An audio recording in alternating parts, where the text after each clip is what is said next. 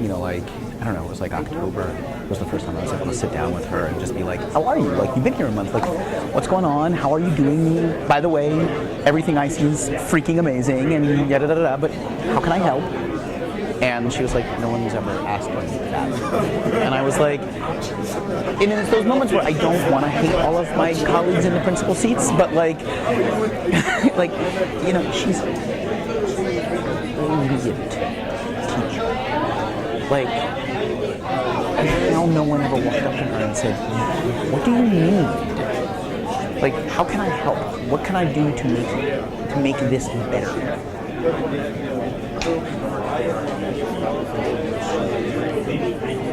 Here. I was going to say I have 3 minutes. I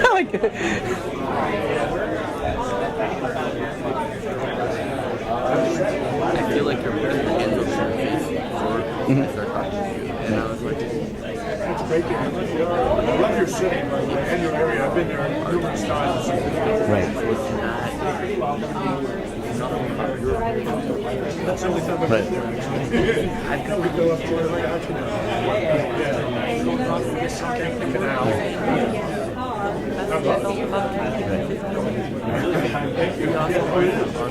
It's going to take us a while to stop twitching. Right. Yeah, no, I think that's right. And, well, I mean, it's funny because it's like, one of our teachers actually just left to go be a professor up at Drexel. He said to me, he was funny because he said, before I saw you be a principal, I always thought I would want to be a principal because I thought I could do it so much better. And he's like, now I watch what it looks like when you do it, and I think, oh my God, I don't want to do that. Which is fine, right? Like, yay. But, what's up, T? Are we good? Do I need a different mic? Is that what you're telling me? We were looking for external, another one, and I thought... I'm fine, and I'm not quiet either, so I can talk loud. But it's funny, like getting people. It is that. It's like getting people to be like, we can do this together. We can build something that is. You don't have to like. We will do this together, and it's just that simple, We can go out to dinner and hang out and talk about this stuff. So there you go. All right,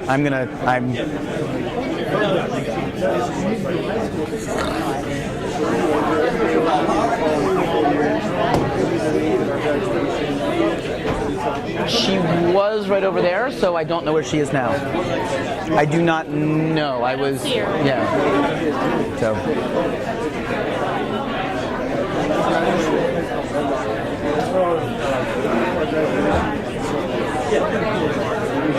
Where's T?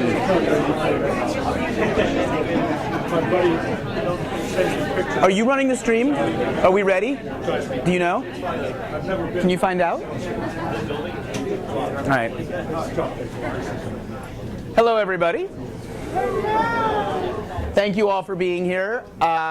So, in the tradition of ridiculous titles, this session is entitled Power to the People, Distributed Leadership as a Pathway to Change, thus satisfying the requirements for any and all ISTE proposals to have, a colon in it and what have you. So, EduCon is always fun for me to do a session because it's about how can we unpack another piece of what we think about every day and what we do every day. And the fun thing about unpacking it is it forces us to reflect upon it as well, right? So for me, I am profoundly aware of everything I am really bad at as a leader. So distributed leadership came as sort of a natural way of wanting to run a school because people are smarter than me. But as I sort of reverse engineer how we got to where we are and how we got to a culture that quite honestly can do this, it forces me to ask, like, what questions did I ask? What have I learned in my own process that maybe I haven't unpacked this way? So what I hope this session is an opportunity for us to really think deeply about sort of a lens of looking at distributed leadership, ways to think about it in our own practices, in our own domains, and sort of next steps towards doing it. As with every EduCon session I've ever run, I have a bunch of questions, a bunch of prompts that I think could start some interesting conversations, and I fully expect it to go in weird places I never expected it to, which is awesome. So the first question I have is, why are you here, right? And I'm very curious because what do you hope to get out of this session? I just kind of front-loaded what I'm thinking about, but like, why did you choose, like, and anybody who says because you're running it I will throw something at you, please don't do that. But like, what about distributed leadership was something you were like, I want to hear that conversation. So I'm just curious, why did you choose to come here? So Yeah. Oh, sorry. No, that's all good. Yeah, right? One of you go. I don't care. I'm sometimes seen as a third administrator. Okay. I'm an instructional technology specialist, and my principals will a lot of times hand things to me. But I don't want to be seen as that for my teachers. I want them to take the leadership role.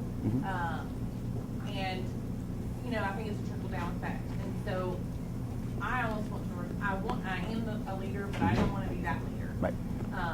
Because I want to be seen as a peer to my teachers. Okay. So that's why I'm here.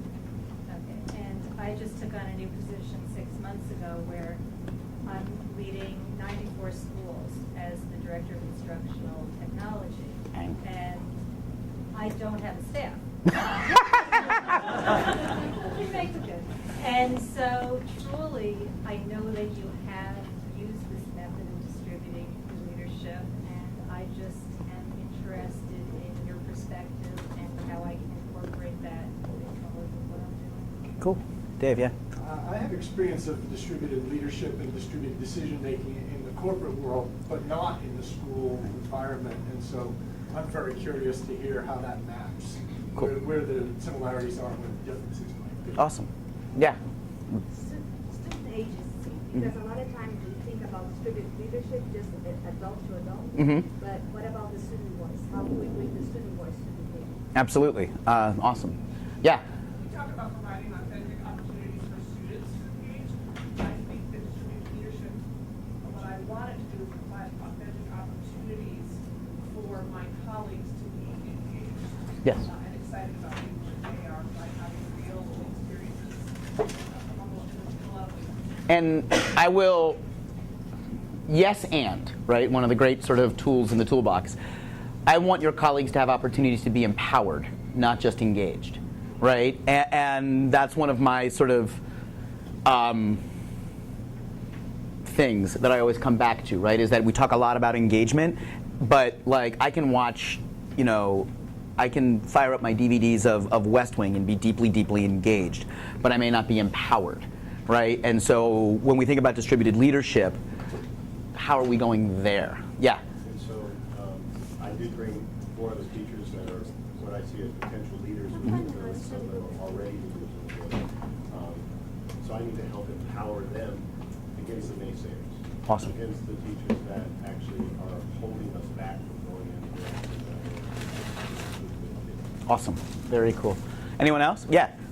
So distributed leadership Hi, does Eric. not exist at all in my district, even a little bit, Mm-hmm. and I'm struggling to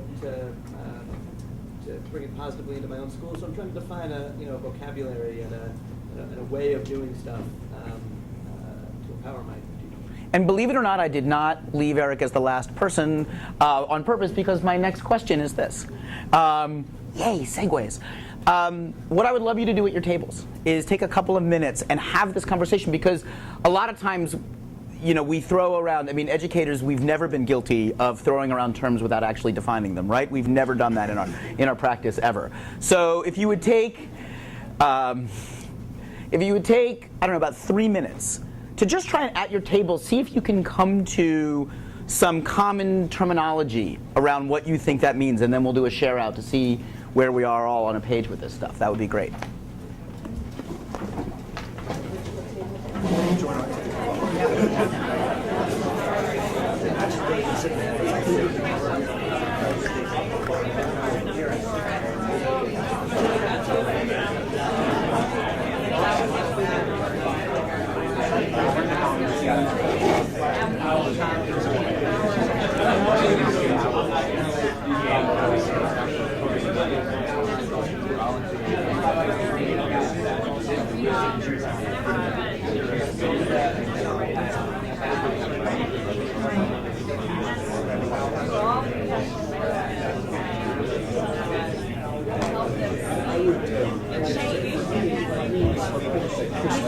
Well, delegation is like, here, this is now part of your job. Leadership, like, where's the leadership for that? You know, There's some places where I've seen it most effective, places like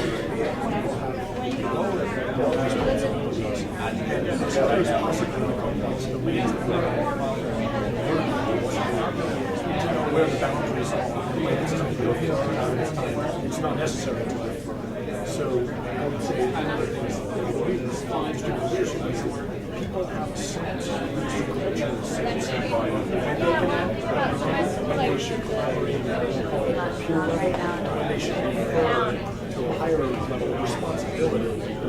The key things for me are aligning responsibility with get those two things in there. They can go a long way down the organization, all the way to the kids, and still have a lot of authority. Because you put them on responsibility. You have to give them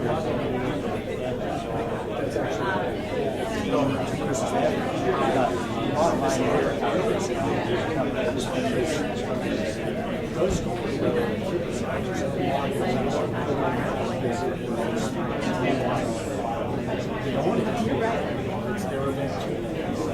that's another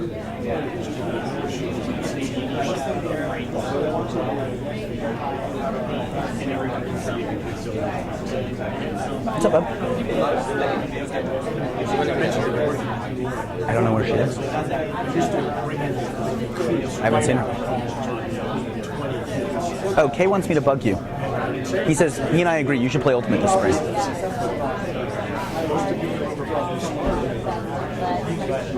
Hello, sir. How are you? You having fun? Good. Hey, good to see you.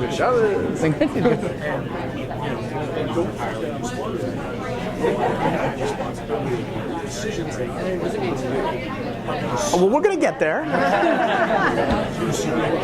So you're going to be given a lot. It means leaders go last, right? It means leaders talk last. What's that? Oh, that's a good question. Well, okay, to take that seriously, because I will take you seriously on that moment, is one of the things that's really interesting is situational leadership, right? Like, and who is empowered to be that situational leader in that moment. I am very aware that in a whole staff meeting, if I give my opinion first, that will, no matter how much everybody at SLA knows that I do not want them to simply echo my thoughts, if I go first, that will influence every person who speaks after that, right? But there will also be moments where if I'm on the if I'm in a small group meeting and it's a committee meeting and I am not the chair of that committee, that I can be more free-flowing in where my speech is, right? So, yeah. Right. So situation matters, and situational leadership is really key. And then the cool thing about a distributed model is that leadership. I mean, like I'm never not the principal, right? I mean, we know that, and I know that, and and like one of the things I think is fun is that like SLA teachers like calling me boss, right? Like they're like, hey boss, like, and it's not a pejorative, horrible thing, right? Like that's a kind of a neat thing, but how I choose to use that voice will depend on context and who else is there and who else feels comfortable in that moment, right? And who else is empowered in that moment. So, there you go. Sure.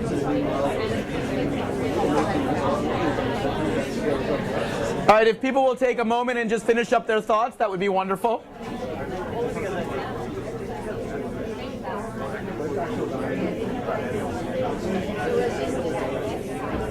See how long it takes a bit.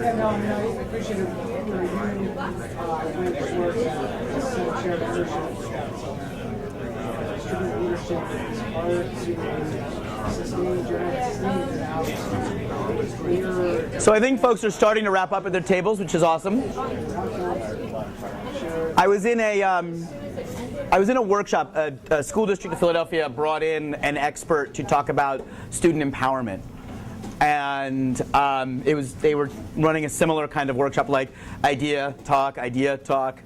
But the funny thing was that every time that us, the principals who were the students in that moment, had a couple minutes to talk about an idea, whenever the timer was off, she would do the like clap once if you can hear me thing. And like, it stopped all conversation directly there. And I was like, if you're going to talk about student empowerment, maybe letting us finish our sentences is a good idea. So that's a thing I have. I hate the clap once thing. I just, like, yeah, right? Because you know that I'm shy about sharing my opinions. What'd you think? What'd you come up with? What were some of the things that you talked about? So one thing we hit on was there could be a confusion between distributed leadership and delegation. Mm-hmm. And if you misconstrue what distributed leadership is, you end up just doing a form of delegation. Right. Teachers have to really own what they are in charge of. They have to really own it. And it has to be something that they really are invested in and want to do. Awesome. Other thoughts? Yeah. And then we'll go.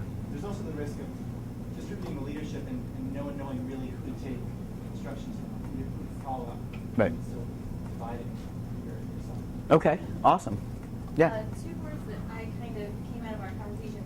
Many, like there's many stakeholders involved, Mhm. and it can be messy. Yes.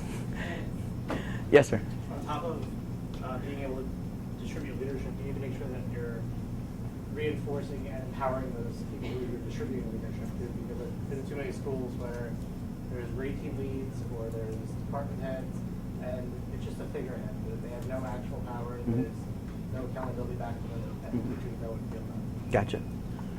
Other thoughts? Yeah, Will. Yeah, in my experience, it's often a cop-out. It's something that my principal says to me, I don't want to deal with that. I practice distributed leadership, or I have a problem oftentimes with discipline, difficult sorts of issues that the principal ultimately does have to deal with. Well, I don't want to get too involved. I don't want to micromanage. I distribute leadership. Figure it out on your own. I've never done that. I've never done that. Other thoughts? Yeah. Two words that were thrown around by a couple of stories on this table was shared confidence. Okay, that's a lovely idea. Awesome. Yes. We had two students in our group, and we were talking about all of this, and one of you, I forget which one, said, oh, so you need to have a lot of trust. Yeah. And that was so insightful. I think that's. Yeah. It could have been either of them. They're both quite insightful. Other thoughts? Yes. Eric said shared vision. Mm-hmm. You've got to have something in common, something where you're going to. So if that's really true and everybody is headed in the right direction, then as the leader of that building, you've got to be able to deal with ambiguity. There may be multiple paths to get to the same. Yeah.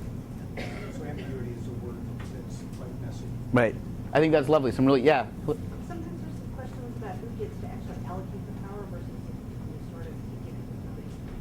Right. And what's interesting about that is that nature abhors a vacuum, right? So I will tell a quick story about that, which is that I knew of a school where, and it was funny because it was a progressive school and they were redoing everything and da-da-da-da, but the leaders of the school had very little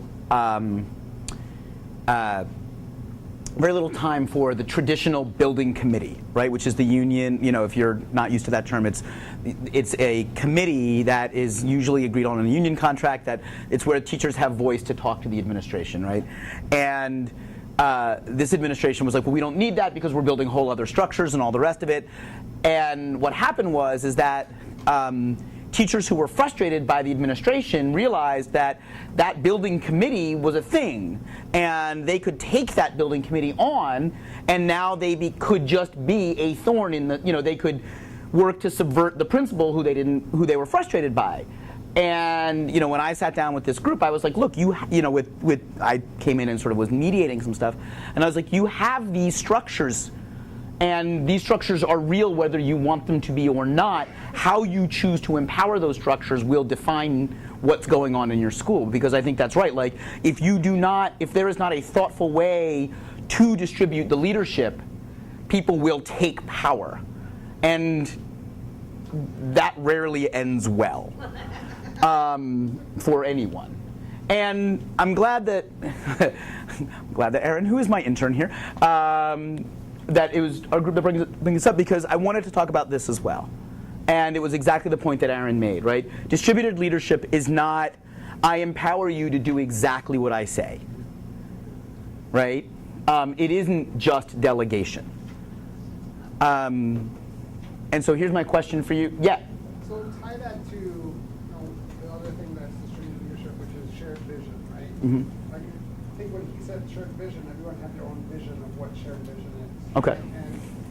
And does that mean, back to it's not the way I see things, but as a leader, you, but other leaders as well, is it your vision that you're sharing that other people have to buy into, or are you getting people to give you their version of the vision so that it's a collective? Because sometimes that ends up being not as powerful as the vision, right? And the answer is yes, right? That is not an either or, that's an and both, is the interesting thing, right? Like, so, and like there are non-negotiables here, right? You don't get to come to SLA and not be an advisor.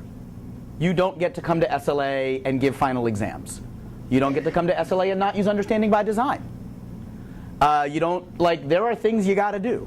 The 5 core values are the 5 core values, right? We don't have a committee that goes, let's re-examine that. Like, that is that. Now we examine how we use them, we examine what they mean, we engage in reflective practice and all that stuff. And I guess there could come a time where we, did as an entire group say maybe we need to revisit this, but I don't think so. So on some level, yes, it is a shared belief in the big ideas. However, the manifestation of the big ideas, there is huge space for ownership, right? And we've also tried to create big ideas that were broad enough to be inclusive ideas. And I think, and it is this interesting thing because a couple years ago, somebody came in they wanted to talk to me about teacher autonomy. And they wanted to film me for a thing they were doing on teacher autonomy. And Larissa Pahomov, who I think a lot of you probably know who she is, was sitting outside my office as this person was filming me. And they were asking me questions like, well, what if a teacher doesn't want to do these things? What if a teacher doesn't want to do that? And I was like, that's not okay. And the guy got really frustrated and eventually kind of packed up his camera and left, and yay. But it was funny, and Larissa, as he was packing up and leaving, Larissa was laughing. And I walked out and I was like, what? And she goes, all of us know that there are things you want, and that we are not empowered to not do those things. However, within the structure, we have incredible ability to lead and incredible ability to do those things. So it's not a free-for-all. And the trick is empowering people to own the vision in powerful ways. The important thing is to empower people to take to be inclusive in the vision, and to then say, how do we manifest it, and what needs to happen, and what do we need to do, and yada da da da da da da. But the big vision, and we've seen organizations that do that, right? They spend every year, they re-examine their vision to make, to rewrite the mission statement every single year, and it just becomes churn, and they don't get anywhere. Right? You don't get good at anything. I was saying, so, it was really interesting to me. I was walking through the building the other day, and every single classroom was on fire, right? Like, every room I walked into, like, there was the kind of teaching and learning that we believe in here going on. I mean, it was like every kid in the building was engaged. And I've seen that continue to grow. And we have grown up, because we have this A, distributed leadership, but B, common structures, and that we take on as sort of axiomatic. We've grown up as a faculty together. We've gotten better together. And that's really powerful. Now, the other thing is the more layers you add to that, the harder you make it to do those things, the less likely it will happen. There was someone who's here today, who's here this weekend, said to me, he's like, I realized something about what you do because I'm trying to do it in my own school. And I said, what? And he says, it's not hard. The ideas aren't hard. It's just hard work. And it was like, yes, that. Right? So one of the things that distributed leadership has to be is that leadership, the things that you do together, has to be accessible. Right? If we fall back onto EduSpeak, or we fall back into something that is like 8 million different layers, it just gets really, really hard.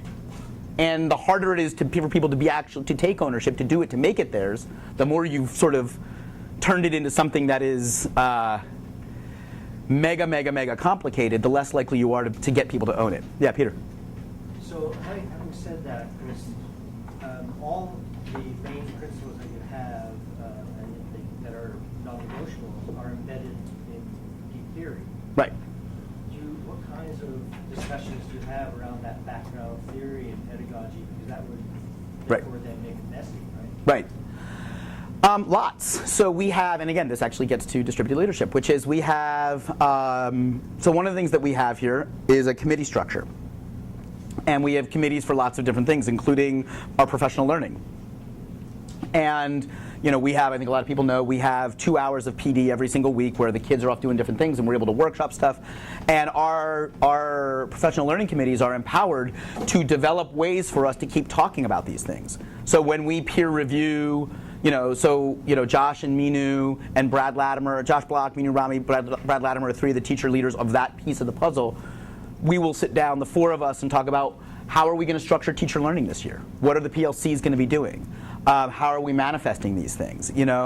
My special ed team will sit down and talk about how are we going to help teachers get better at the kinds of things that we want them to be doing to help all children, right? And they are empowered to develop those activities and to develop the ways we have those conversations and then to run them.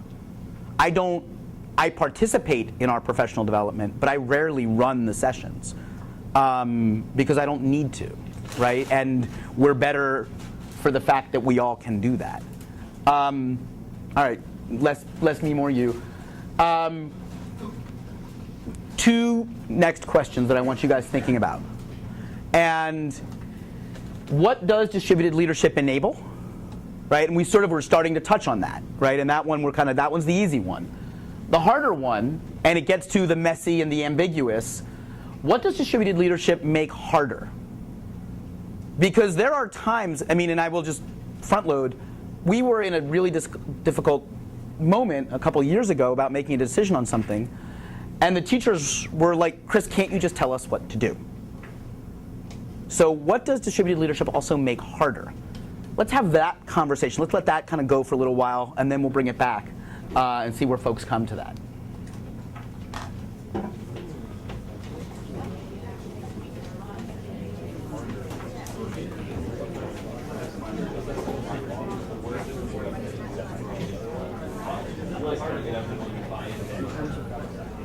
Only because I feel like in the end, we really our first session was all about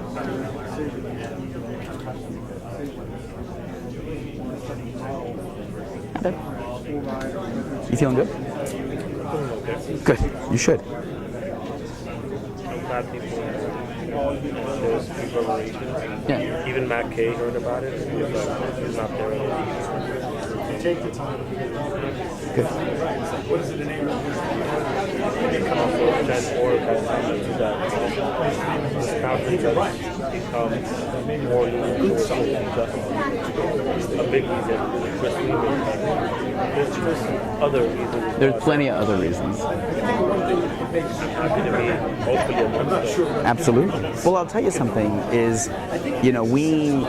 this conference got branded an educational technology by others. And we always wanted it to be about educational innovation. And being better for all children is an educational innovation. Speaking of which, I thought the way Lori talked about what 100 years ago was supposed to do and what today is supposed to do this morning was outstanding. Didn't you? I did.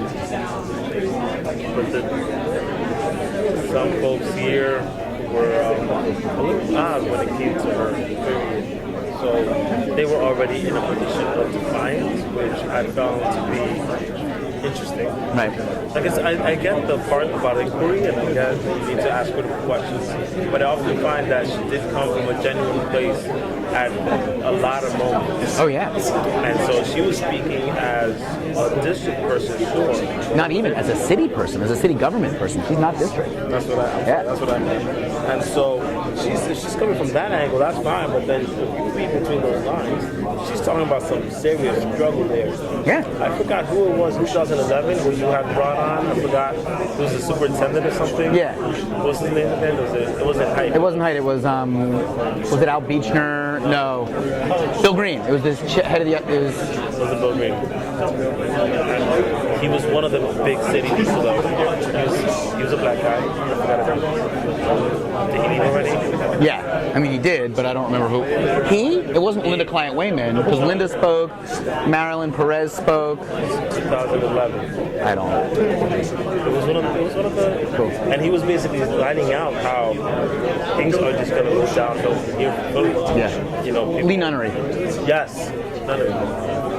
It was amazing. And so when you have that sort of real talk, people really don't get that it's, you got to make do with the circumstances you're given.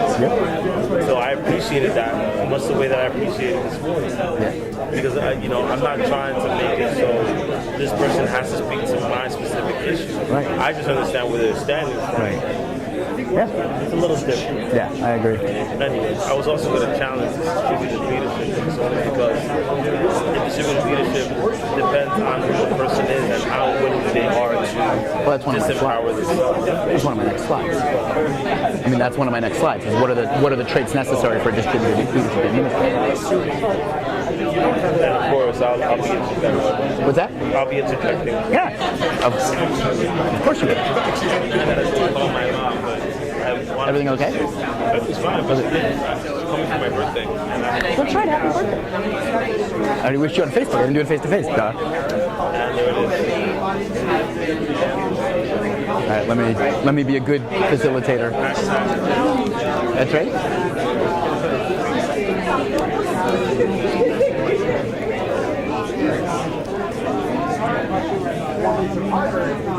Whether we like it or not, the way we're set up, education is very factory right? And you can't have autonomy while the factory model. It doesn't work, right? Going way back to like total quality right? Like everything has to be followed in this process. You do this, you get quality down to 99.1, right? In this world, so maybe systems, right? So crash becomes something that becomes the problem. Especially when you have teachers that are coming from the whole market.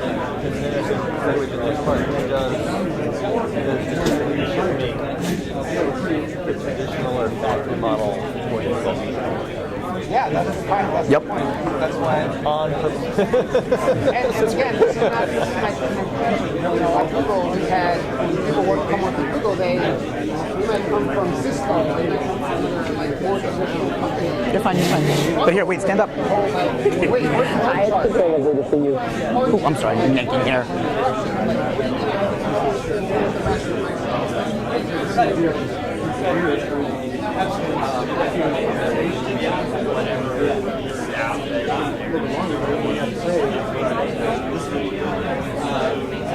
Let me paint the other side. Yeah. So we had a school great test scores. I can sneak by you. I'm not as skinny as I used to be. Everybody sees my principal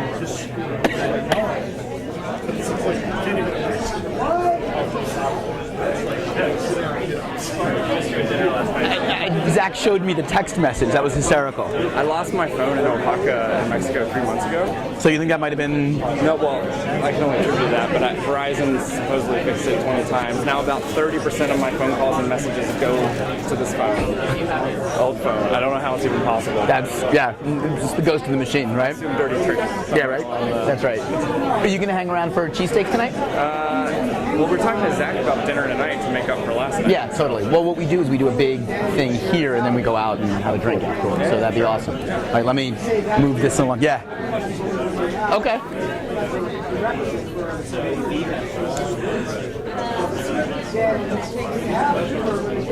So I'm curious what folks were talking about. Oh wait, and everybody, I have a huge favor to ask. This is kind of ridiculous and silly, but my wife just texted me to say that she's watching us on the stream. So on 3, everybody say hi, Cat. Ready? 1, 2, 3. Hi, Cat. That made her happy. Thank you. I'm waiting for the text message. So, what did you talk about? How did you problematize this?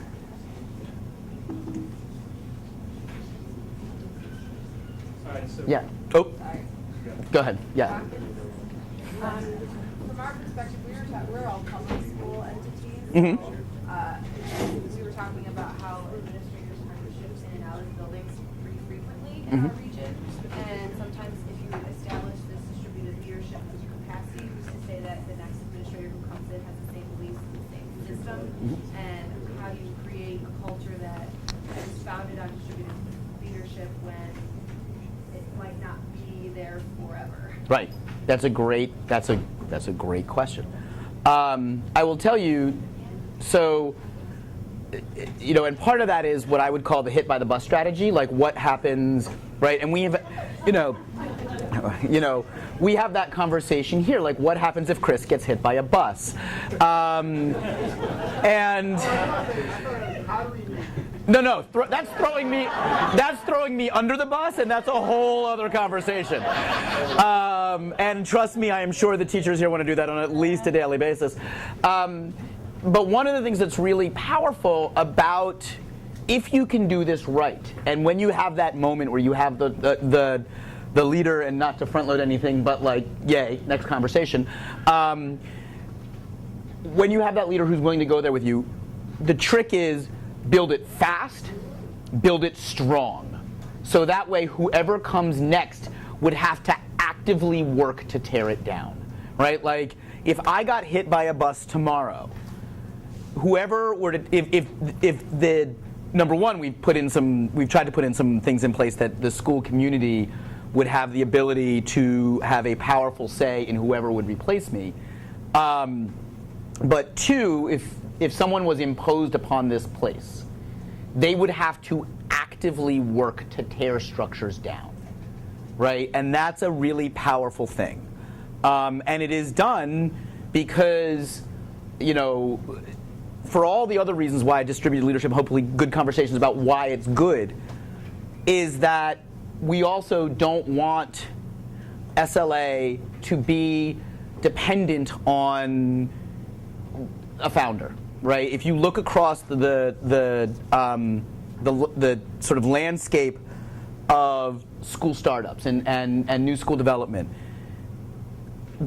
one of the things we worked very hard to avoid was founder syndrome, right? Which is charismatic leader leaves, school falls apart, right? Look at what happened when Debbie Meyer left Central Park East Secondary School. Look what happened when leaders left their schools. And what we said here was that cannot happen.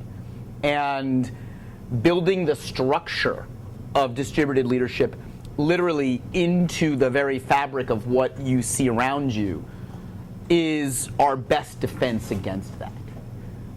So that would be my answer, is that when you have the moment, build it strong, build it fast, and build it to last. Right? So that someone would have to deliberately try to screw that up.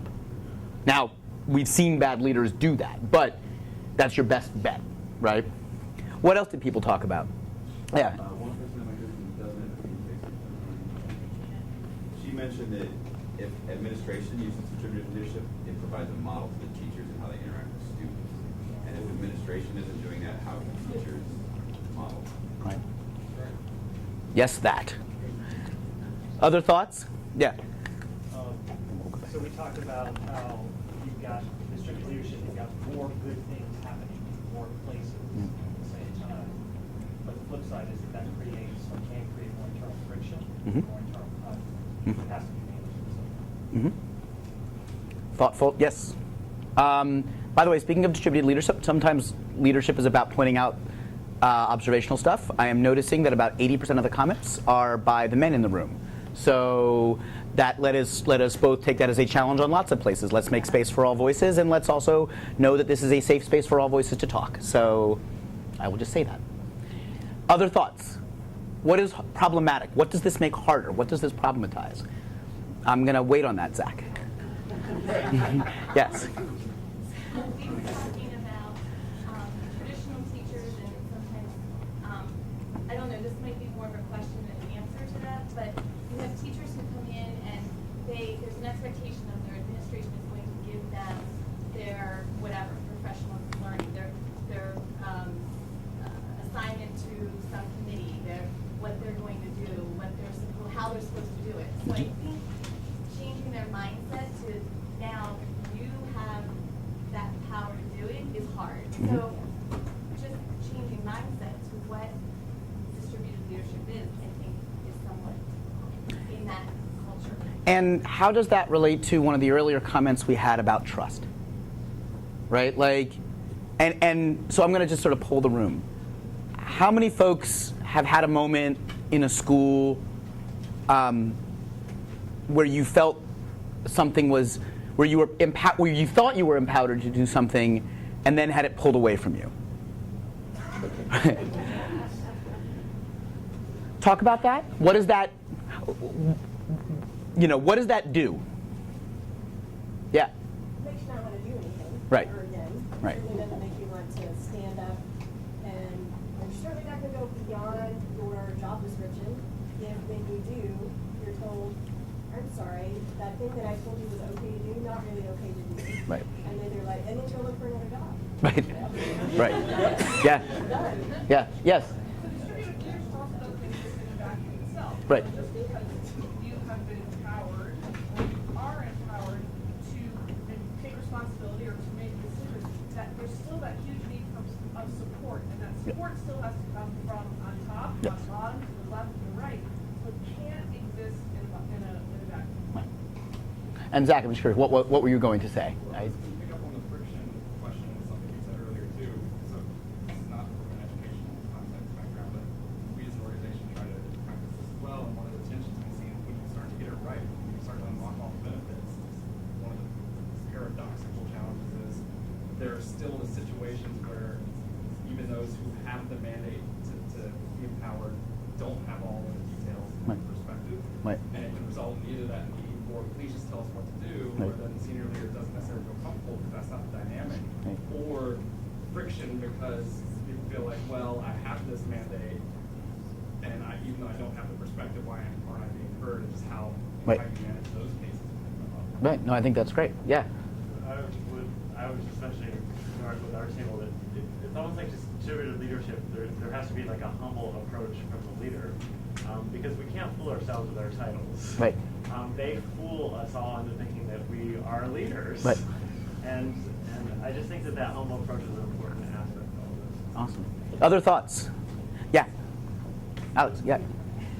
I think that, and I can relate a little bit, so apologies if this has already been talked about, but I think that transparency is a huge essential piece of this. I think about the leadership team at my school, which I'm on, and I'm thinking about how many meetings we have behind closed doors, and then we ask people to take on different leadership tasks, but they don't have the same context and information that the senior leadership team does. And so are we actually empowering them to do things when we're withholding kind of the context and the lenses and things like that? So are we actually giving them what they need to progress? And let me just say that there are moments, right? And it's funny, and again, just to, I don't need to play like surprise with this. So, like, this is a real thing, right? There are things that cannot be distributed, and I will, like, when the budget cuts came, I could listen to everybody. I could take all of the opinions, and I solicited all of them. But only one person, like, I could not ask any teacher in this building to be part of a decision-making team on who lost their job. That's not fair. I forget who talked about distributed leadership. Will did, I think. Distributed leadership as cop-out. That would be a cop-out.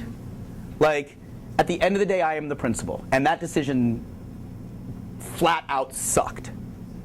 But it was mine to make. Because everybody else had to work together. And in that moment, if I had, and again, it didn't mean I didn't make it in a vacuum, it didn't mean I didn't solicit opinions, it didn't mean that I didn't listen for as long as I possibly could until we had to make that decision. But that had to be mine, because it's not fair. So there are things, and there are others, and we're going to come back to that question. But that gets to that ugly, weird moment of how do you minimize this as much as humanly possible to enable the distributed moments to reach their best fruition, I guess, or to come to fruition. How many people, and again, so I want to come back to this one. How many people have been on a committee? Awesome. How many people wanted to tear their hair out while on a committee? What does distributed leadership... I'm so sorry. I'm right there. I'm right behind you, man. I'm right behind you. What does distributed leadership make harder? Yeah. It makes it a slow process. So you have to get everyone to understand one another. Right. And it's not just enough to hear them, but to really understand them. Right. Which might take time after they've said it to really have it sink in. Okay. It's slow. Decision making. Talk about that a little bit. Well, it's like too many cooks in the kitchen. Right. If you're trying to make some kind of big decision and you have everyone's voice, it's hard to sometimes hear it all. Okay. So trying to make a decision with many is harder Mm-hmm. and more time. Yeah, what were you going to say? You have to be willing to disagree. Okay. So for some people, that's very difficult, Mhm. and especially if there's somebody they perceive as their leader in the room, Mhm. they want to tell you what makes you happy instead of Mhm. telling you the truth. Yeah. Yeah, Mike. You need some agreements on like protocol and behavior. Uh-huh. And you might have to actually put some processes in place that would normally just be, oh, a decision, all right, it's done. Right. Where as a group, you're going to have some kind of process you go through in order to get to that decision. Right. Awesome. Yeah. It's predicated on successful relationships. Yes. I think that's right, which gets us back to the trust conversation, which gets us back to all of these things. But also gets us, yeah, Jose. I was just going to problematize a little bit further and say we need to consider as leaders what it is that we value, Mhm. then what does value look like? Right. Because when we're in committees, for instance, we could value someone's opinion because they share our opinion, or we could value it because we disagree, they're coming from a place where it's about caring. Whereas conversely, there are leaders who frankly will value something because it aligns directly with whatever they value, and Right. that could be a problem Right. if you don't have a diversity of thought and voice and all that. Right. So those are something that I always think about. Of course, that's a local context, that's social local. Right. It's really doesn't depend on who the leader is. That's right. So I mean, that's where a lot of the conflict with a lot of teachers and administrators happen too. Is like, what exactly do you value? What do you value? Why do you value that? Versus why don't we have a better conversation on how to go to consensus? Right. And that's a really, and that was the missing word we haven't talked about yet, right? There was consensus, right? And one of the tools in the toolbox actually comes out of Quaker meeting that we will use sometimes. And that is that notion of, all the independent school people are like, yes, that. Is the, I agree to step aside. Like that, I don't have to, and this gets to trust, this gets to all of these things, but that notion of I don't have to agree with the decision. I just have to agree that I just have to recognize that people are moving, and I trust the room enough. I trust the process enough that I'm not going to get my way, and that's okay. And that's hard, right? And that requires incredible relational trust. It requires incredible vision sharing. It requires talk and talk and talk. But it is tough. I mean, so yes, all of that. Did we hit on everything that, did we hit that? Yeah, Jamie.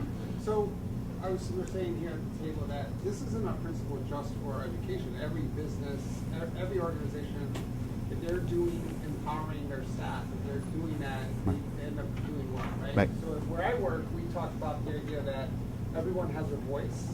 Not everyone gets a vote, but everyone has a voice, right? And that's an important kind of principle for us, that everyone gets a voice, and at the end we make a vote. But this is a question back to you and for everyone else, when you get to that point where you need to make decisions, what are you using to make those decisions? In other words, for us, it's data, right? We like looking at data and we like to base decisions on data and those types of things. At Google? Really? Yeah. What is it that you guys do so that it doesn't become a personality thing? My opinion versus your opinion. Right. Goes back. Great question, and we use the core values. We use a vision, right? And it's, does this align with the vision? Does this allow us to move the vision of this school forward? And does it serve children, right? And does it serve the adults? And the hard moments is when those things are in conflict, right? And what we say is that's where the negotiated space comes in, right? And the trick is to actually, on some level, by the way, can I just ask, if you guys could open those windows, because I don't know about anybody else, but I am like dying in here. One of the tricks is actually making as few big decisions as possible, right? Like there's obviously big decisions you got to make staffing, you got to make decisions around, we're moving to Chromebooks, versus whatever, or we're going to offer these electives versus those electives, we're going to, da-da-da-da-da-da. But then there's a million things like, I talk to principals and they're like, yeah, we made 47 decisions today that we're moving the, and I'm like, why? I don't, it's like, it almost goes back to like SLA's code of conduct, right? Like, and you guys have probably all seen it on the walls. Like it's it's 3 rules plus don't ride the elevator because it breaks and we get charged and it's a whole thing and it's a problem. But like, I don't care about what I don't care about. I care amazingly deeply about what I do care about.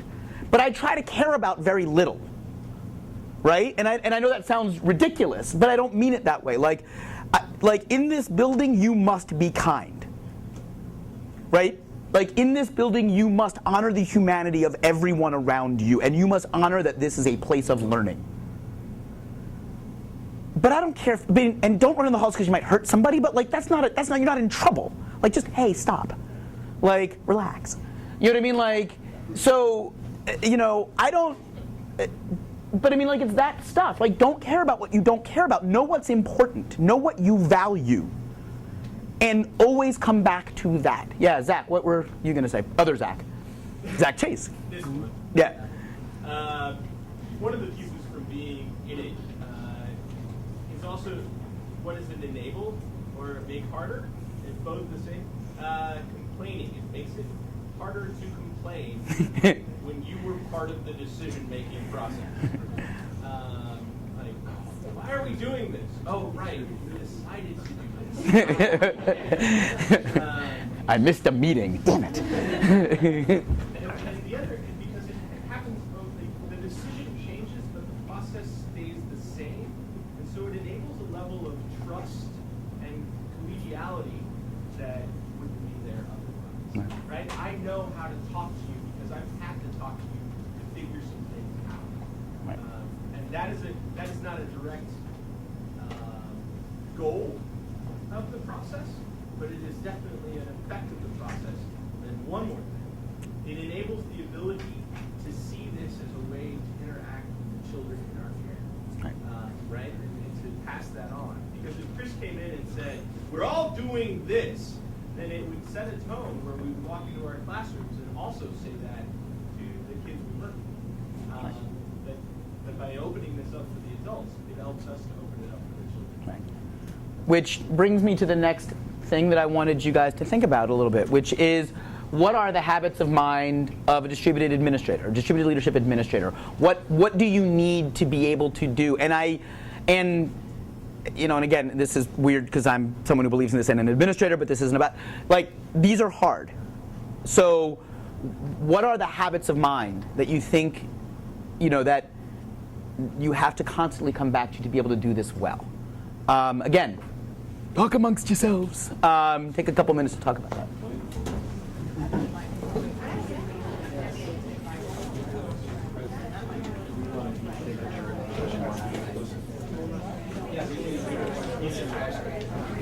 Say hi to my kid again. Okay. Hi, babe. Hi. Okay. You are not Joe Mazza. I know Joe Mazza. I have worked with Joe Mazza, and you are no Joe Mazza. How are you? Hi. Good to see you again. Anna Carrillo. I met you Yes. Or with Cheryl. Yes. So I'm on a special mission from Joe and Cheryl. Awesome. This week pictures of you. Excellent. Oh, of me? Oh God, no. Of this. Of this. Please, more of this. I think it's exactly the same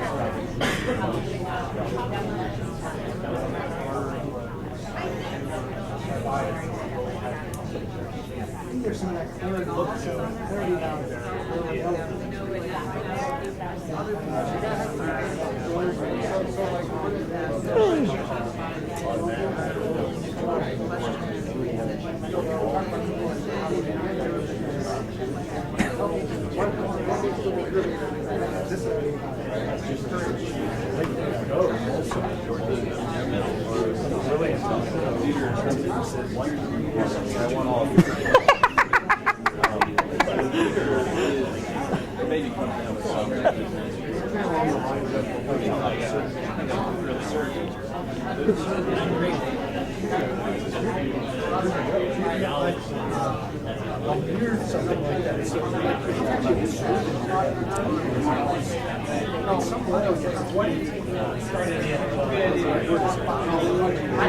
Interpreting what's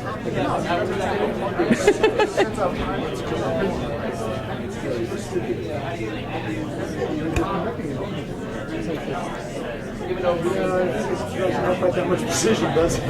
You wish you might precision. That sounds much more like autocratic than distributed. It's more like jazz, where everybody is. Just got to point it out and try and do better, right? Point it out and try to do better. Well, yeah, point it out. Yeah, well, right. Well, that's like I said. This is a challenge for everyone. Point it out, try to do better. Yeah.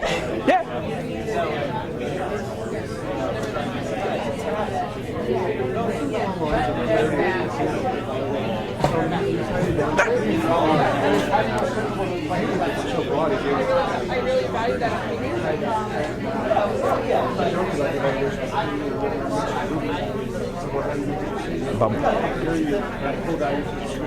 You need a green chocolate. No, you never have to apologize for eating chocolate covered pretzels in front of me. They're my favorite food in the entire universe. Slightly ahead of veal parmesan, which is my favorite, which is my second favorite food in the entire universe. I wanted to eat in the last session, in the EduCon session, and I was like, but it's very quiet here, and I can't eat. So what are you guys talking about? I'm just curious. One of the things we're talking about is the whole idea of voice. And when you give people a voice, you need to listen to them, or if you don't, you need to explain why you made the decision. That goes against what? Yeah, because you don't, and it's difficult because in those moments of where those, yes, because in those moments where I have to make a decision, right, and I really do try to make as few big decisions on my own as I possibly can, but there are sometimes you have to.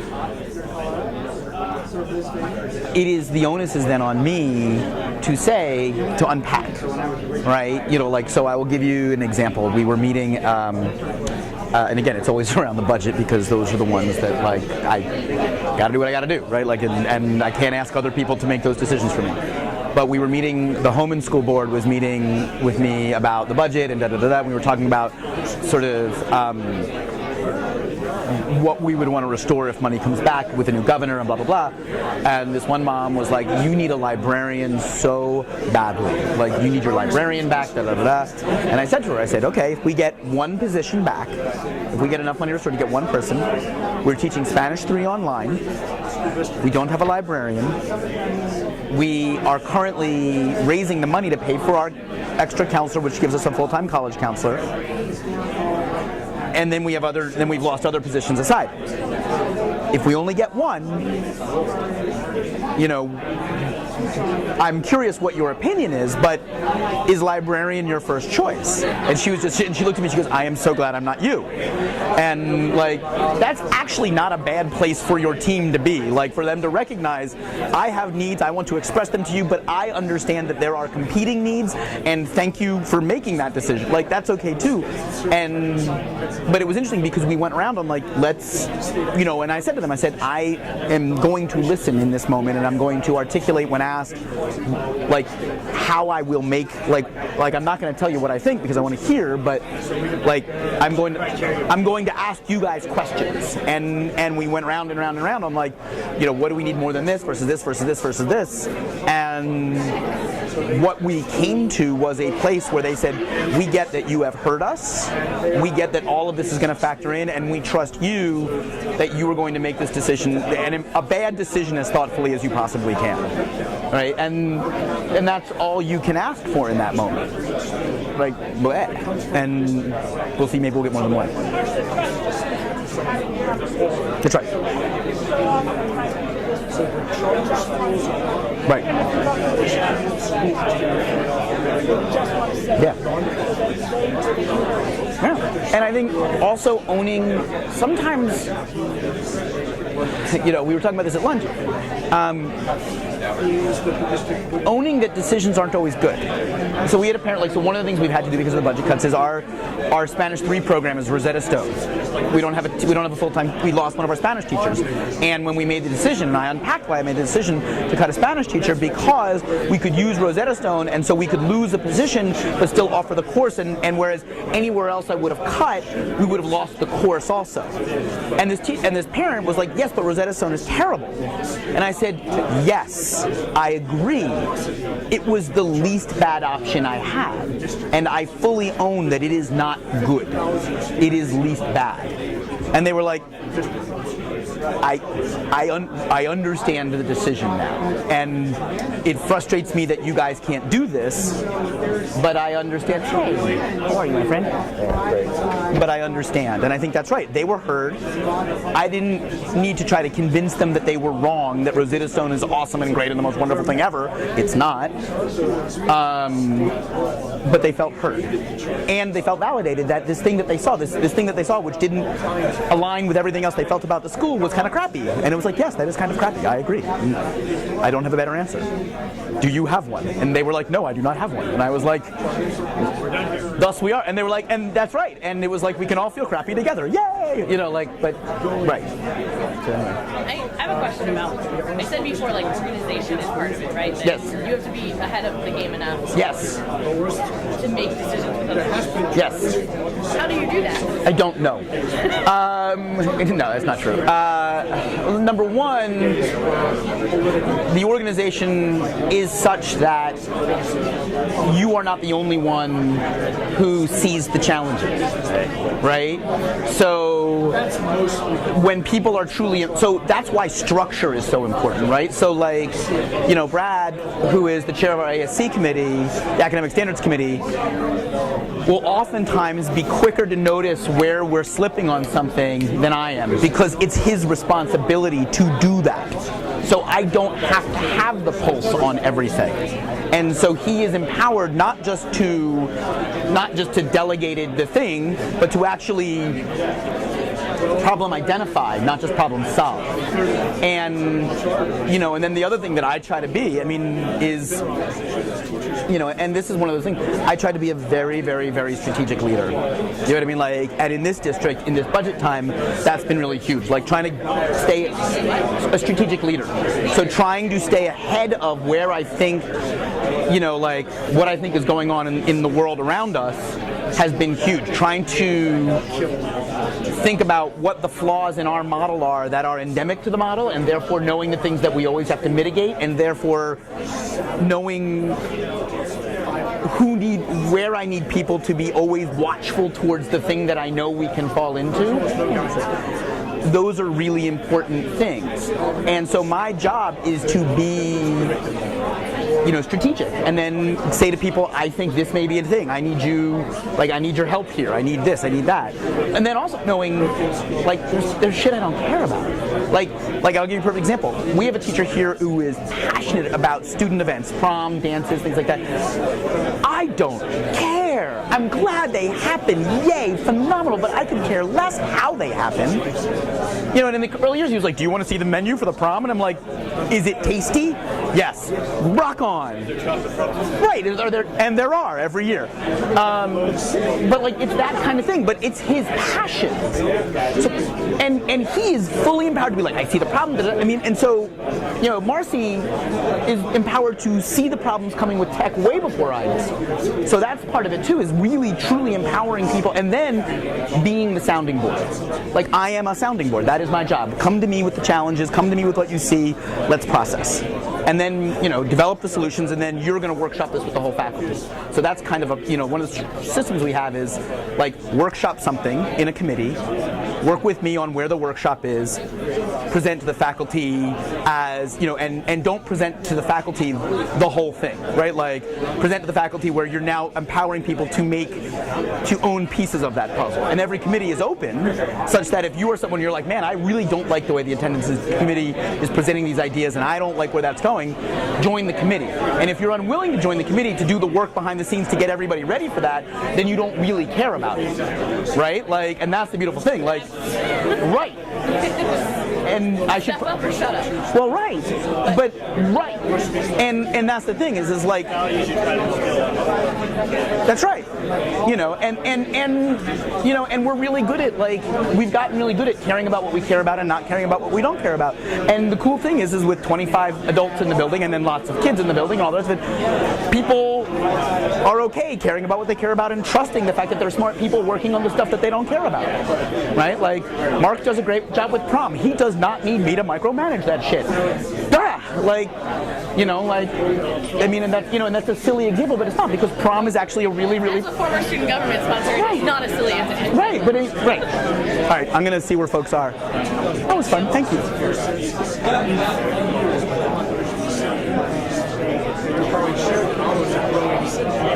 that's a perfect thing for leverage. So Philly was going the other way.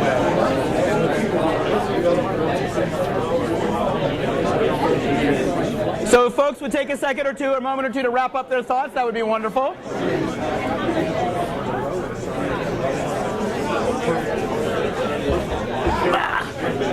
That gets harder as I get older and heavier. Yes.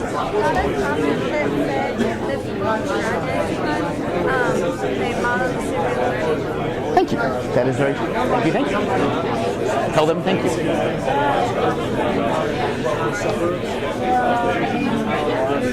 So what did you guys talk about?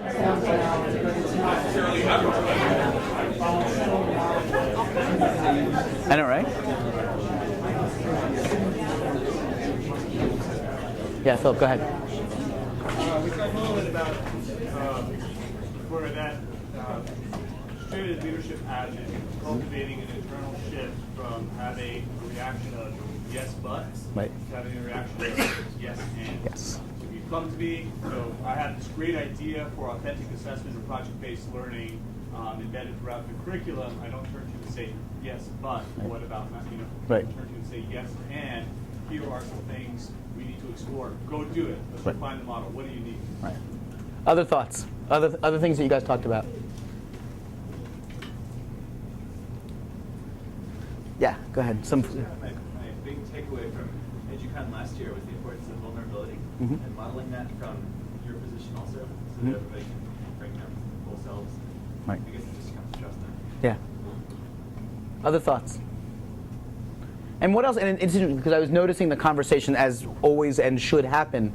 That was this question was okay, we had that real quick, and then what else? So what were some of the other issues and what were some of the other things that started to get talked about that sort of this led you to? Yeah, go ahead. And again, if you haven't talked, speak up. We need your voice. EduCon happens because of you. Yeah. Yeah, I think this question, I feel like we can answer that sort of quickly because I think a lot of things you might already know. I think people should be minded and should be listeners and patient. But it's actually doing it here. I think that's really difficult and maintaining that and facing all the different challenges. Okay. Right. So it's one thing to say, it's another thing to do it, which is a habit of mind in and of itself. Something that we talked about in the back that maybe isn't as obvious is you actually have to be a planner and you have to be strategic. And that's not what we usually think about when we think about distributed leadership. But think about like, I know this was true of me in the classroom. My worst lecture days when I was the least progressive teacher in the world were the ones where I was 5 minutes ahead of the kids, right? If I had had a basketball game and coached the night before and didn't write serious lesson plans, I fell back on BSing about the book, right? And the same thing is true, I know when I'm being less distributed in a faculty meeting or when I'm doing that, is when I'm playing catch up. So being a planner is actually, and that was something that I did not think of myself as a particularly good planner when I started this job. I think of myself as a little scatterbrained. Shocking, I know. But actually being disciplined enough to look ahead. Because you have to give, because number one, think about some of the stuff we talked about. What is distributed leadership? It takes longer, it's harder to do, it takes time. And if you're always playing catch up, you are making those decisions on the fly because you have no other choice, because you're in crisis mode all the time. Can I push back on that? Yes, please. So, if the reason I'm here is I want to transform education. I feel like you're on the path of that, right? Trying. But I would think that you don't think you're there yet. No. So we don't know what that necessarily looks like. So planning for that, in my mind, trying to wrestle with what you just said, I don't know what's going to happen tomorrow. I don't know what tomorrow's going to look like. I can anticipate that. That's part of that planning part. But there's some degree in which, to go back to the word ambiguity, we have to deal with things on the fly. Right. Because what we think might get us there may not work. And so then, how are we going to change that? Sure. What's it going to look like tomorrow when we don't know what tomorrow's going to look like? In this day and age, that's exactly what we want our kids to be equipped with, is the ability to deal with ambiguity and change, Sure. and be agile. Right, that nimbleness of mind. Yeah, Laura, what were you going to say? Well, I was just going to respond to that planning doesn't necessarily mean having answers. Right. It's often having questions.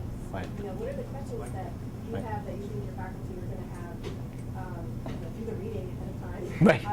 So that you know, going into a meeting, a committee meeting, what to anticipate, what to think about, and what decisions are going to need to be made 6 months from now or 3 years from now. Or even knowing you need a committee. Yes. Like, I mean, right? I mean, like, yeah. Will? Yeah, I think sort of in response to that question, it has a lot to do with consistency. If you sort of have regular structures that you can anticipate some challenges, but not all, there will be challenges. Right. You'll need to revisit certain things at certain times. Right. And I think if an administrator is consistent in his or her approach, that I'm always willing to hear feedback. Right. We always do things certain ways at certain times. Committees run in a certain way. The leader speaks last, for example. These are these sort of habits that, if it's consistent, everyone buys in, gets on the same page. And I come from a place where it's not always consistent. Sometimes it's really great, other times it's terrible. Right. And the lack of consistency, I think, makes it typically not work well. Right. Right. You don't feel like doing trust. Yeah. I'm so glad I came to EduCon because one of the things I don't find enough time for, and that's to be reflective. Mm-hmm. And I used to be much more reflective as a teacher. Mm-hmm. As an administrator, it's been harder because I don't have the support systems in place. So I think that's one of the biggest habits of mine I'm glad I'm able to get back to, and that I got to use for distributed leadership, and that's reflective on everything that's coming at me. Awesome. Thank you. So much. Yeah. And I'd like to tie into what you're saying, is it's not only important to be reflective for yourself, but to make sure that you're bringing that back to the people that you're with and giving them that time to reflect back to you and explain why it's helpful to them to reflect, and then how it's helpful to you to get that reflection back to them as well. Yeah. And another example of how we can bring what we want into the classroom, wouldn't it be great to give the kids enough time to also do it? We agree. It's on it. It's why it is why it's a core value, right? I mean, like, it is one of our 5 core values, and that is for just that reason. I'll give you an example of, I think Will hit on something that was really important about consistency. I think we've hit a lot of really awesome points. So this is a struggle for me. We have an advisory program here, right? Every child, the first teacher that they meet here is their advisor. Advisor is one teacher, 20 kids, they stay together all 4 years. And the advisor is the primary advocate for the child, right? Advisory guarantees that every single kid in the building has an advocate, come hell or high water. That means I can't be, right? And that's weird. It's not that I'm not an advocate for children. Not like that lets me be the bad guy. No, that's not what I mean. But what I mean by that is that, like, let's say one of Tim's advisees is in crisis. I have to subvert my own ego, and I feel good about the fact that I'm someone who can take care of children. I take value and pride in the fact that I am a caring educator who takes care of children. That is something that is an identity thing for me. Like that's core stuff. But if I subvert Tim by not making him part of that, it doesn't mean I don't take care of children. I do. I try. But if I subvert Tim and don't bring him into that conversation, and don't bring him into that care, then I have subverted the structure that is core to who we are as a building. Now that means that I have to be willing to subvert my ego to do that. And I have an ego. And that's hard. And I fail at that sometimes. Not all the time, but sometimes. And so that ability to honor the structures that you have done and be consistent in that and honor the fact that people have bought into that and are willing to work with that is really, really key. And the other thing, and again, I guess it's a habit of mine that goes with this, is a willingness to say I am sorry and mean it, right? Like, so when I trample on an advisor's, when I forget to involve an advisor, and it's easy. I could justify it a million ways. You were teaching. It was a crisis moment. What did you want me to do? Come on, I just dealt with blah, blah, blah. And I could do that and have that impulse. Or I could simply say, my bad. Right? I could simply say, you're right. I could have called up to your room. I could have asked somebody who was on a prep to step into your classroom for 5 minutes. I could have merely said, hey, we had this conversation, and I need you to now be looped in on it. And that willingness to subvert and not be defensive, subvert your ego and not be defensive, and honor your processes, and honor the fact that you've asked people to go on this journey with you is incredibly, incredibly important. And when you don't do that as a leader, you will tear down the process. So, all right, what have we not talked about? Because as always, I have more things to talk about than I have time to talk about them.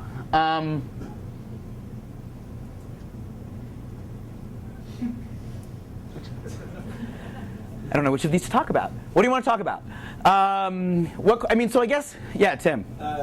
I joined us late, so sorry if I'm pointing out something obvious. But some things you were just saying, Chris, that distributed leadership, I think you said, like, takes longer, is harder, whatever you said. Right. We could just, the parallels between that and what goes on in the classroom are, did we talk about this? We did, but it's okay to keep hearing it. Like, I was just thinking about how we teach, and it is the same thing. Like, the way that SLA is kind of led by Chris is the same way that the teachers kind of lead the classroom. Right. And the planning, the time. It takes a ton of planning time, but then you distribute the leadership, and right. The kids are the right.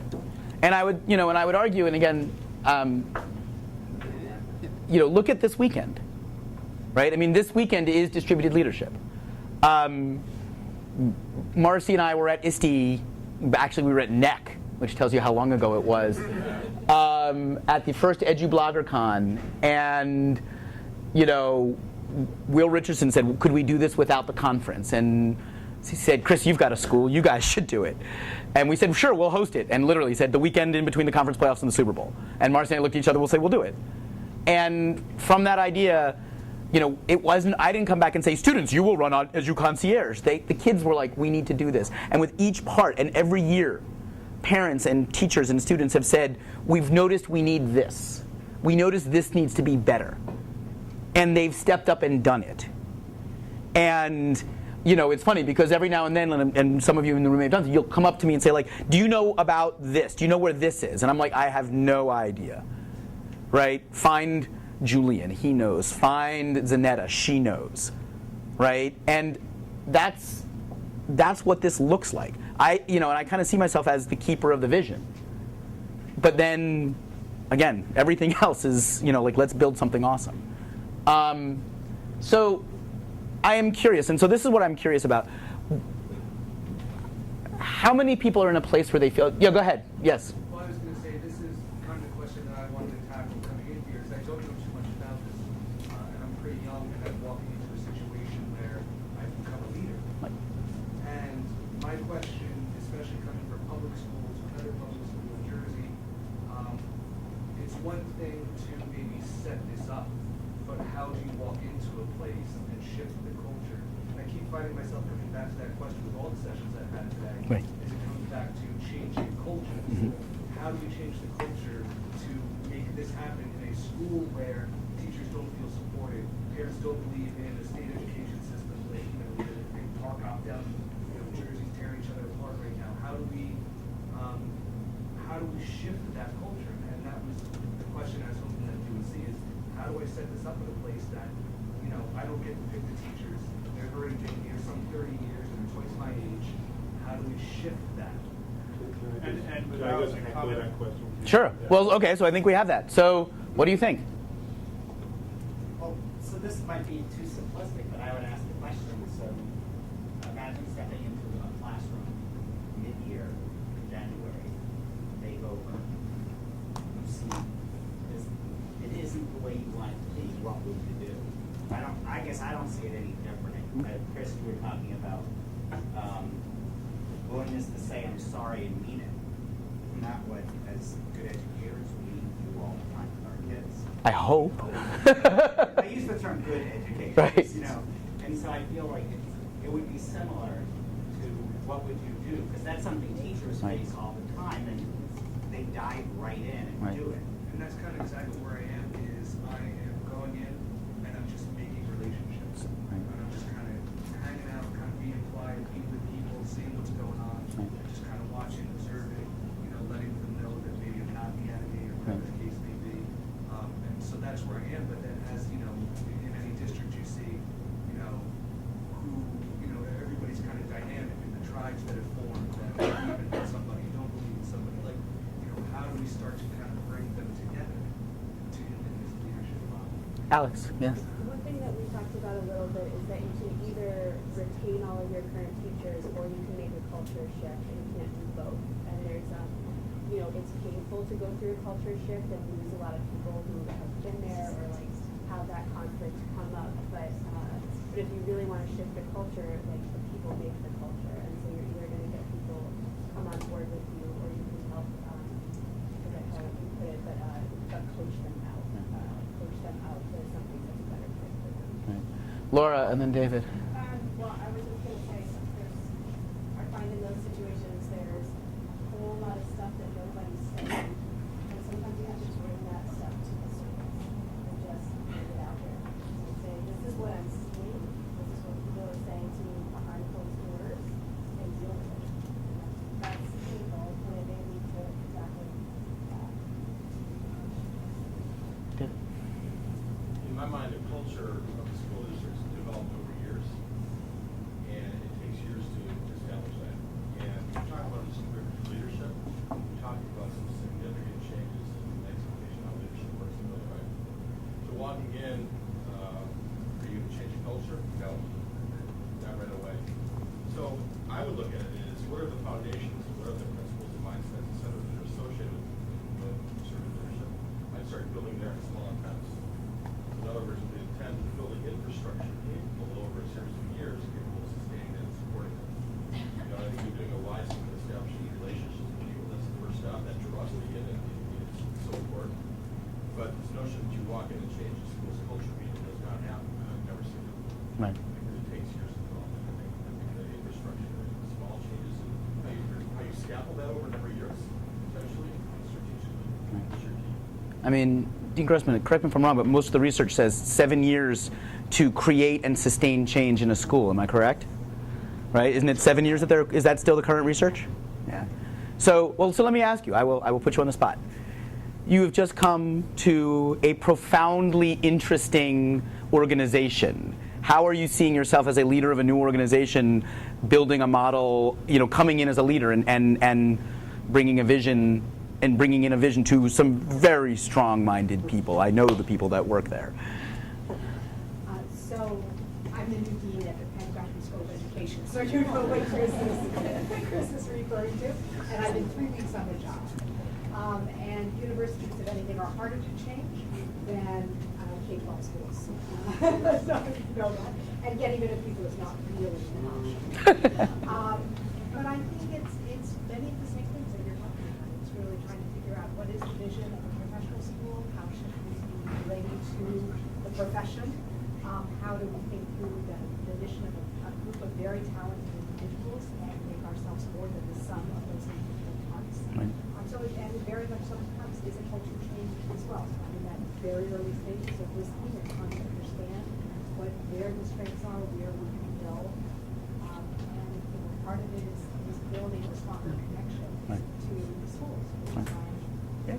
And we thank you for being here. Jane. So I think that it scares me a little bit to think that, oh, it has to happen slow and all these things, right? And I get that some things have to happen slow, but I think what you can do to answer his question is find that common ground quickly, right? Find the common problem that you're trying to solve quickly.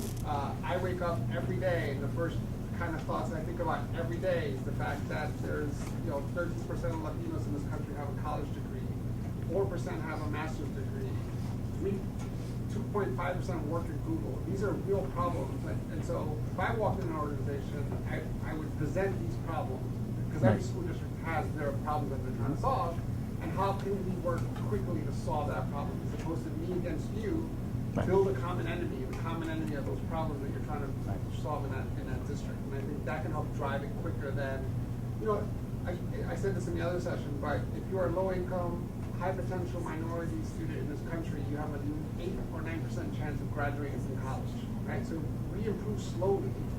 When we improve education next year by 20%, what does that number go up to? Right. So it doesn't, slowly is not an option, right? So right. But the research does, and I agree with you that you can't, right. Yes, and sustaining the change, right? Like, actually, the funny thing is coming in and being like, let's find the common problem, let's do that, is great. But the years it takes to get buy-in that change will stay, that's the hard part. It's actually, creating the systems and structures is actually easy. Maintaining them is very, very hard. Yeah? This woman, Magdalene Lampert, once spoke to the U.S. Congress and talked about this difficulty in terms of change in math education. And she said, most American schools teachers being a subset have not experienced being part of a mathematical community. So to think you're going to turn around and completely change it with a set of standards is a bit ambitious. Right. And the senator responds, well, we went into Iraq and we fixed it. We went in and fixed it. Oh yeah, this was in 1993. Right. It seems to me that one or two of those people may have been wrong about how well they fixed Iraq. Yeah, I think that's right. So I have a question for you, and this is kind of where we have about 10 minutes left, so this is kind of a perfect, no, I lie, we have 6 minutes left. You are all in your spaces. Walking away, within your zone of control, what's the first thing you can do, right? Because there's one day someday, right? That you can do Monday to start to build a more distributed culture within your zone of control. If you're a classroom teacher, I think you've heard from a bunch of teachers. This is about how can you do it in your classroom. If you're an administrator, how are you going to do it there? And something tangible. What's the thing? Yes? The first step for me is I need to have a conversation with my principal. Okay. I think I'm going to take this back, and he's very open, and we collaborate very well together. And he's already emailed me. He's excited to hear what I have to say and what I've learned. And so that's the first step for me. Awesome. Is to have that conversation. Awesome. Other thoughts? And you guys can take a minute. Actually, why don't you take, we'll not do chat about that for 2 minutes, and then we'll kind of do some share out, and that'll be our close. So that's perfect.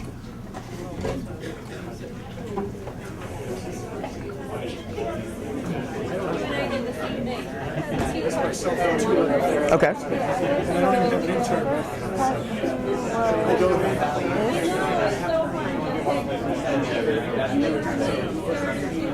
No, that's hard. And then the other one might be a little easier. Well, that's a whole other thing. That's a whole other thing. But tell Durf, the hard part is it's with conversations like this, with systems like this, with structures like this. That's And I know her, it's okay. So.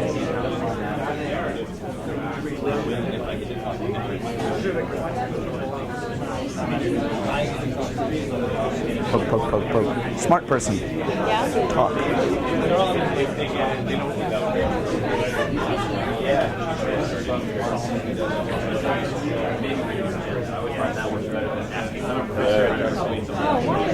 Hey, buddy. Hello. Ashley Musgrove. Chris, nice to meet you. Nice to meet you. I'm under Lori Sanders. Oh, cool. I'm her new English teacher this Oh, awesome. year. Yeah. Very cool. Yeah. So what are you guys talking about? Just introducing ourselves Oh, cool. first. We all expatriated from other sections. Yeah, Gotcha. We did. We're just trying to play catch up. Yeah, gotcha. All right, I will leave you to that. No, it's okay.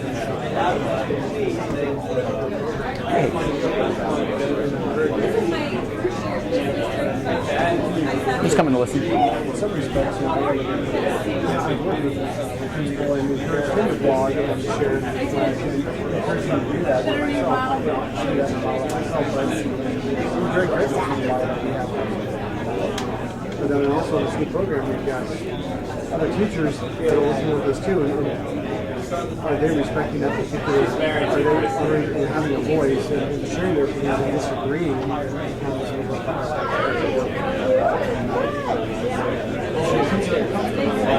Good. Gave him a quick tour of the body world. What's that? The session started already? My session is 4:30. I brought him here at 4:27. Oh no, it's wrapping up. We're about to have dinner. So Mimi told me to bring him back here at 4:30. So he could be not for my session. I wanted to be at your I session. didn't know that. I thought it was for your session, dude. No, that's just when we're having dinner. I missed your session, but I will catch up. Yeah, it's not. Don't worry about it. But I had a fantastic. All is good. Yeah. I gave him a little tour of the barns. He had to see the barns. I guess. Yeah. I got him in there, got him out. Yeah, that's fine. How are you? Good, how are you doing? Good. I watched, you were in the panel last night. He was our moderator, yes. Moderator. I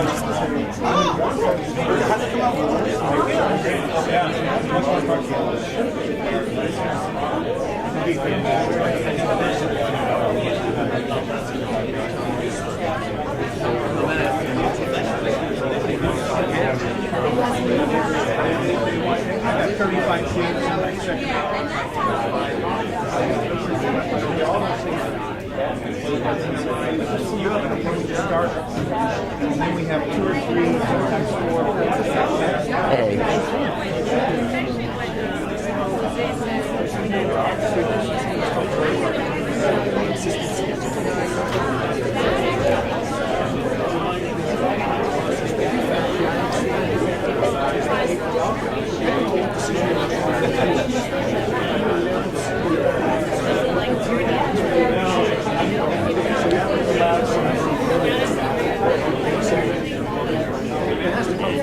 So what are our closing thoughts, folks? What are the things as we are looking at change and we think of ourselves as change agents, right?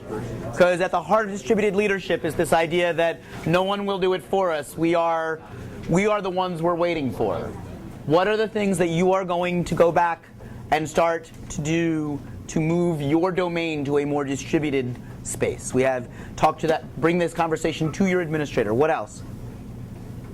Planning the questions. Planning the questions. What else? Yes? I think like that the whole planning part of it is critical, and it's the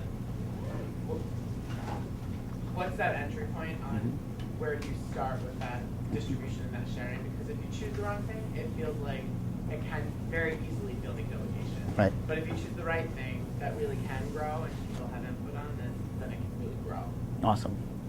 Other thoughts? Yeah. Thank you. I'm going to just say, I think building the excitement. Awesome. That's contagious.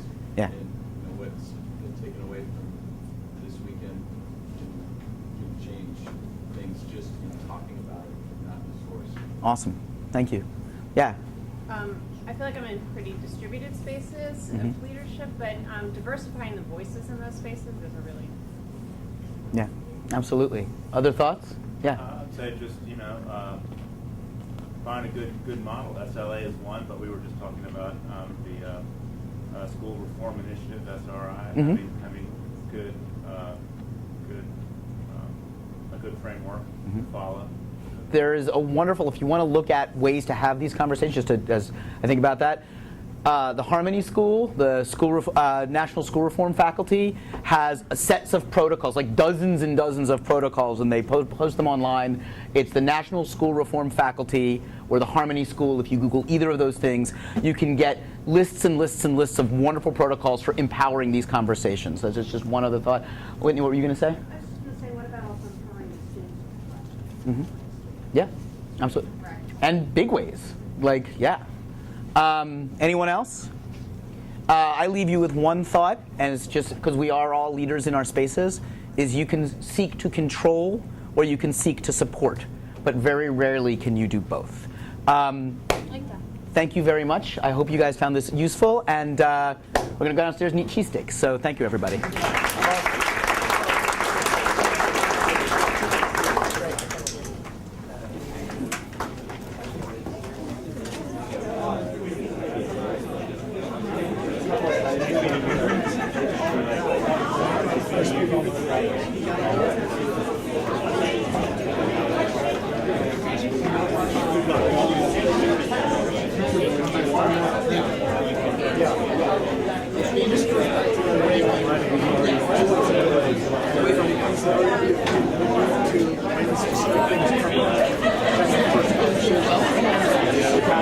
Yeah.